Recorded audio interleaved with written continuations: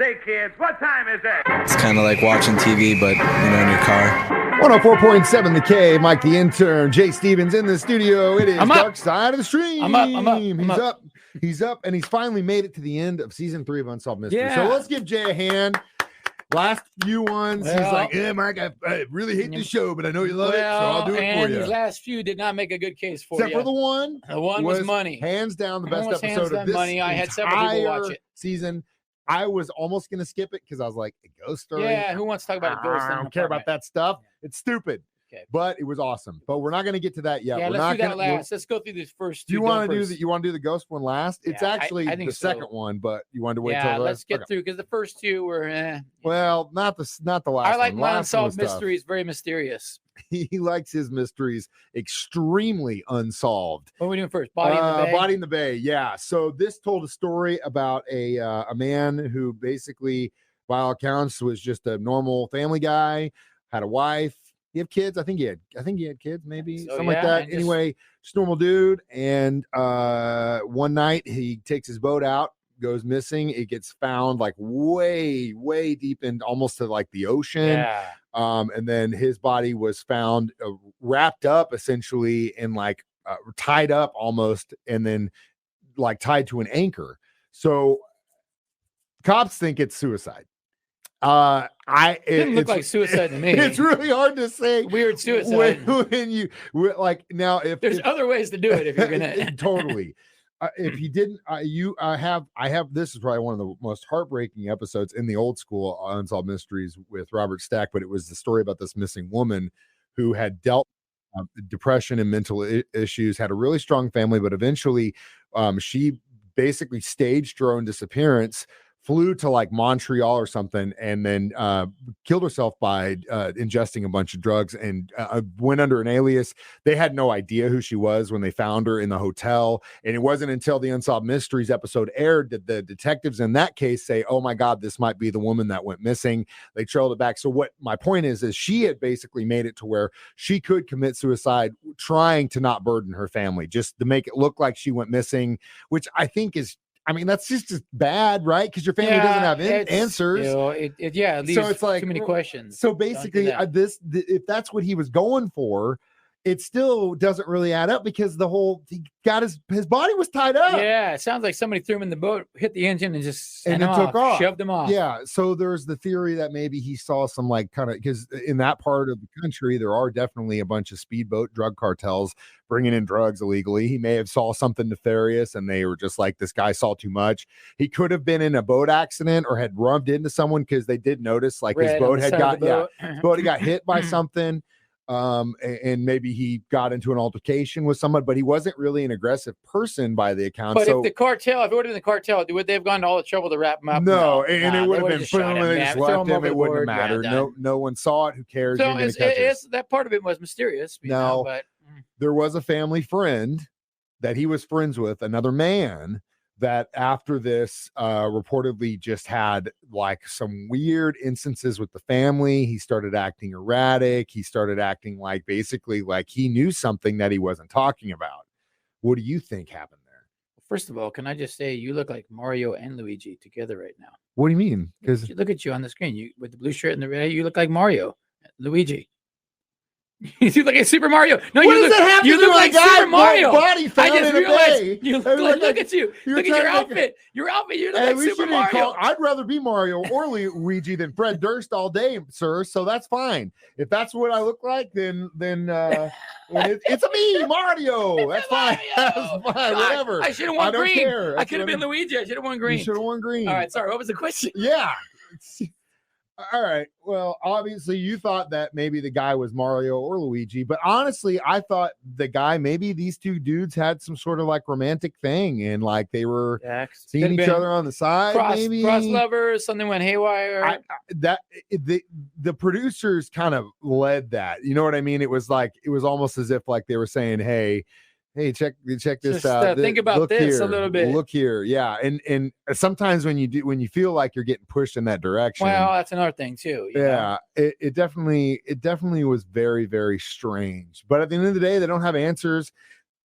That guy, I do think it was foul play, but that's. I think it was my the dude. take. I really think it was the dude that ended up. I guess he took his life or something. It was like he's gone out of the picture, so there's no answers, and that's the way it is. So you're kind of left with God. That's a weird thing, but definitely not suicide. No, it didn't look like suicide. a suicide. All right, we'll be back. Dark Side of the Stream to talk about a very tough subject. If you're a parent, next Dark Side of the Stream on 104.7 The Cave.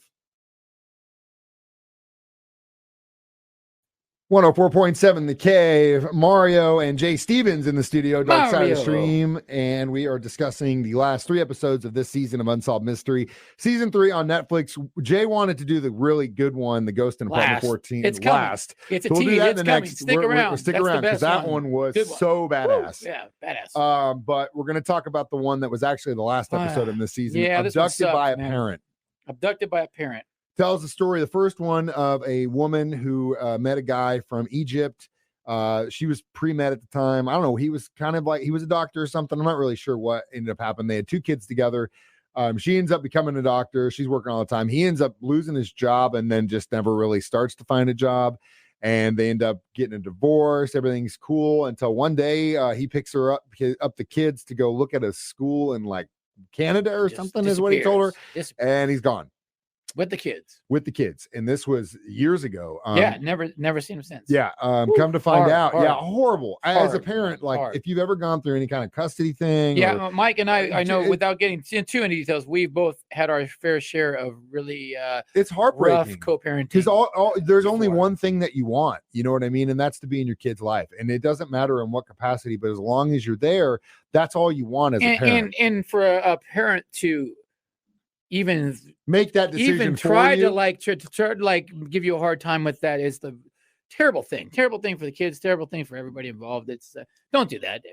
It's awful. Kids need both parents. Kids need both parents, and you should be able to make it work to the point, unless there's abuse going on. Unless it's like an abusive situation. If there's abuse going on, then walk. But at the same time, if it's just because she hurt me or he hurt me, that's not your decision to make, and it has nothing to do with the children. I had to deal with that at a crazy level. You had to deal with it. You got to watch. You got to look at what the goal here is, and that is to raise your kid in a good thing. Now that said, this guy made the decision for him, and the sucky thing about this is in Egypt, the father has say. So it doesn't matter what the courts of the United States more says. A different story. America, they kind of side with the mom more. Egypt, it sounds like, dad makes the rules. Well, it ultimately the parents, and if he has custody, then he can say that I have custody. Doesn't matter what the United States of America say, I'm staying here. And they're pretty much in Egypt. And I think the goal of this episode, which is crazy if it works because those kids are teenagers now, right? To get it out there, get that episode out there, so they know teenagers like, hey, our might mom's watch looking this. for it. Yes, yeah. Can you imagine? Yeah, because she doesn't know. That's the golden lining here. If they could see it. Now we're talking about, Middle East here. It's not, the safest place in the world. If that's where they're even at, they're pretty sure he's taken them back to his father's farm in Egypt, somewhere outside of Cairo. But imagine if every parent that's in this type of situation looking for their kids had the ability to put this on Netflix. Could you imagine? Well, we'll get to that in just a second. I'm glad you say that. This was a twofer because then it went into another episode of a man who had been with a woman and she kind of went off her rails, stole their kid. And this was a couple of years ago with the guy she was seeing. They're gone. They haven't found them. The thought being that they're still somewhere in the continental United States, could be in Canada. So they might get spotted. They might be spotted. And I hope they do, because that kid deserves to be with his dad, and that dad deserves that kid back. I mean, could you imagine if there was a weekly show that was just like this? Just, hey, these parents, these kids are looking, help us every week on Netflix. It'd be grueling. It'd be so grueling. But and it'd be like those guys that have it might all the kids that might get found and parents. It'd be like those jobs that you hear where like they just literally for like 10 hours a day have to go through internet videos to make sure there's no abuse or neglect or anything going along. People like that, I don't know how in the hell tough one, right? You could pull that off. Like there's no way. It's hard enough as a parent to watch 45 minutes, an hour of this episode where you're just like, God. I get real and that was the kicker. Because after the 2 stories, then they just let it scroll of all which these was a missing good play. kids. Yeah, and it was just like these kids, this mom, these kids. Not good. So I know you said it wasn't a good episode, but it was a good episode. It was just not a good episode because as a parent, you don't want to see it. Yeah, and I've had to deal with my share of that kind of stuff. It's bad times. Bad times. Thankfully, my current baby mama and I do a wonderful job co-parenting, but this kid around.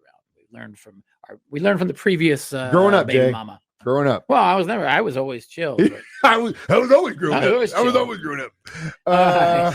Let's get to the good one. The good stuff. Let's talk about Ghost next. Dark Side of the Stream on 104.7 The Cave. 104.7 The Cave. Mike the Intern. Jay Stevens back in the studio. Dark Side of the Stream, episode 113.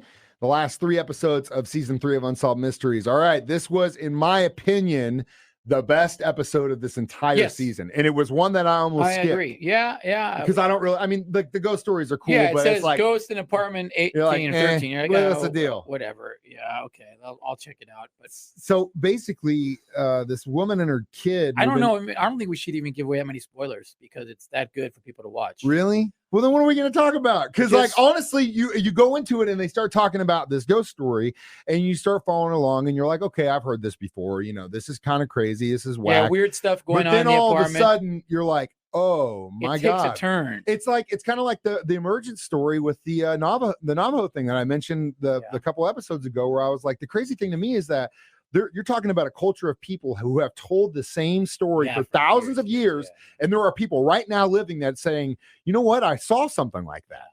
So you're like, whoa. Yeah. How can that's crazy. Really weird. It's like, I know it might be a coincidence, and coincidences happen all the time.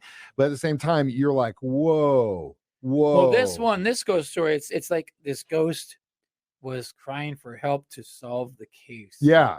And God, I can't. I'm trying to say, because there's so many things I want to say about this. Well, I mean, if you think, all right, let's do our spoiler. Yeah. If you haven't watched Department 14 and you want to be blown away, I would never tell you to stop. Yeah, I'd never tell you to stop listening or watching. This is one time you should. Spoiler alert! Spoiler alert! Okay, so halfway through, you hear about the stuff happening in the house.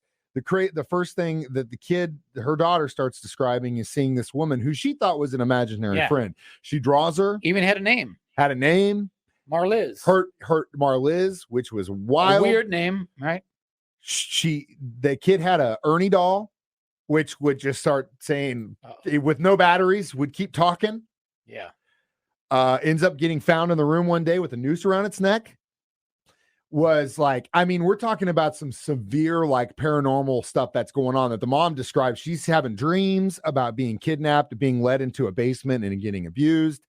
The kids seeing all this stuff, and you're like, wow, this is wild. Yeah. This is wild. The visions, the dreams this mom had were like very weird. A girl's head in a box in a basement, and like a hook. Yeah.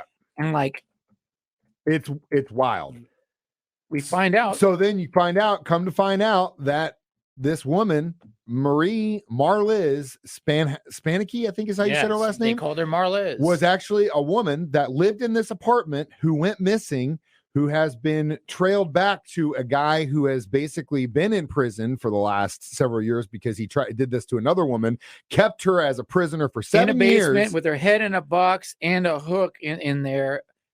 All the stuff she saw in the dreams. It basically goes back to the abductors Cameron and Janice Hooker, who held this other woman for 7 years, who escaped with Janice, went to her parents' house. The guy gets caught.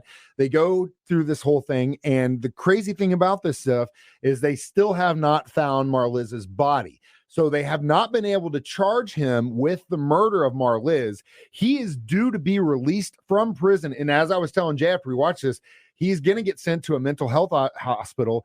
And if they don't find the body or her remains and they can't charge him for her death, he's going to walk. He's going to be a free man. I don't know. I mean, dude, that's where I would say maybe vigilante justice would come into play. I don't know. So the crazy thing about this is like that they're almost positive that he did it, but if they don't have any way of but this ghost is trying to tell them where the body's at, man, and they feel like they're getting close. It's crazy, man. This cop, when she called with these dreams, this cop was like, dude, and like he's like, yeah, let me sit down and talk to you because this is accurate stuff. Wow, it was crazy. There were numbers mentioned as far as mile markers and all this stuff, and they're still currently trying to find her body. Okay, but can I tell you this? If you're in a relationship, you're married with somebody or you're friends with somebody, like this couple, they're driving on the street and the husband tells the wife, hey, go get her. I'm going to kidnap this chick. Help me go kidnap her. If somebody tells you that, right there. No, we are not kidnapping somebody. Well, see, that's or if you have a friend that's, dude, how the hell you just go along with this? Or if like the Michael Jackson thing, hey, I'm gonna sleep in bed with some kids. No, if you're my she was friend, scared no, to death. you She tell was me scared do to not do death. that. She was scared that he would do the same thing to her because he'd obviously showed it. Dude, bro, watch this. So he groomed her to do this stuff, and then whenever the girl that he had been had in prison, who he would keep in a box over her head in a waterbed, all this torture and stuff. And when Janice, his wife, finally said, I can't do this anymore, we're leaving, what did she say to her? We can't leave because he's going to attack us. That's someone who finally, after 7 years of abuse, had a door open, said, no, we can't leave. So therein lies how he was able to get the other girl to help him with that kind of feeling. All day. We can't understand it because if somebody we wouldn't tells do you it. Some weird stuff, do not go along with Dude, it. it's wild. But in essence, this guy could walk, and it would be a shame to the justice system if he does. I hope to God they're able to find Marliz's body and they can charge his sack of beep with whatever they can, so he never sees the light of day. He does not deserve to be, and that's a crazy thing to me. Like to do this to another human being, just the other girl, for 7 years, he still has a chance to be released. There's no reason he should ever see the light of day. No, not that he should be locked up forever. That alone, yeah. California, man, what else are you gonna say? All right, we'll give it our reviews next. Dark Side of the Stream on 104.7 The Cave. 104.7 The Cave. Mike the Intern, Jay Stevens back in the studio. Episode 113, Dark Side of the Stream, episodes 7 through 9, Unsolved Mysteries, Season 3. How many Ghosts in Apartment 14 would you give this one? If we are judging them on the 3, yeah, we have to. I'm gonna have. It's gonna be tougher because the one episode carried the load for me, so I'm gonna have to 3.5. 3.5. 4 solid 4, probably stronger. I thought they ended well with some good ones. Definitely there were 2 other in this season that were weak, but you know what, at the end of the day, I think the producers and the directors and everyone at Netflix that have brought this back a good job. It's great. I mean, if you do look at the numbers, I'll actually, how many mysteries has Unsolved Mysteries solved? That's a good Google question.